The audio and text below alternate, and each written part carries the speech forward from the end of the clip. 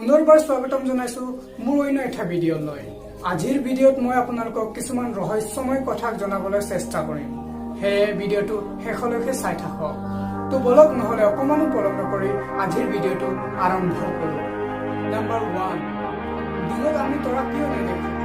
কাৰণ পৃথিৱীৰ চাৰিওফালে এক ঘন বায়ুমণ্ডল আছে, যি ইয়াৰ চাৰিওফালে সূৰ্যৰ পোহৰ বিয়পাই দিয়ে, যাৰ ফলত দিনত আকাশ উজ্জ্বল হৈ পৰে আৰু তৰাবোৰ দৃশ্যমান নহয়। আনহাতে চন্দ্ৰত য'ত বায়ুমণ্ডল নাই, সেয়ে আমি দিনত তৰাক দেখা নাপাওঁ। নম্বৰ 2, গিৰগিটটোৱে বেৰত কেনেকৈ খোজ কাঢ়ে? কাৰণ গিৰগিটটোৰ ভৰি সৰু আৰু শৰীৰটো নলাকাৰ। ইহঁতৰ ভৰিৰ গাঁথনি এনেকুৱা হয় যে যেতিয়া গিৰগিটটোৱে দেৱালত খোজ কাঢ়ে, তেতিয়া ইহঁতৰ ভৰি আৰু দেৱালৰ মাজত এক শূন্যতা সৃষ্টি হয়, যাৰ বাবে সিহঁতৰ ভৰি বেৰত লাগি থাকে আৰু বায়ুৰ চাপই সিহঁতক দেৱালত খোজ কাঢ়িবলৈ সহায় কৰে। নম্বৰ 3, ফেঁচাক ৰাতিৰ চৰাই বুলি কিয় কোৱা হয়? কাৰণ ফেঁচাবোৰে ৰাতি বহুগুণে বেছি দেখিব পাৰে, কিয়নো সিহঁতৰ চকুত বিশেষ প্ৰতিফলিত কোষ থাকে, যি সিহঁতৰ ভিতৰত পোহৰ শোষণ কৰে। ই ইমানেই অদ্ভুত চৰাই যে দিনতকৈ ৰাতি অধিক স্পষ্টভাৱে দেখিব পাৰে, সেইকাৰণে ফেঁচাক ৰাতিৰ চৰাই বুলি কোৱা হয়। নম্বৰ 4, পৃথিৱীত মানুহ আগত আহিছে নে না জন্তু আগত আহিছে?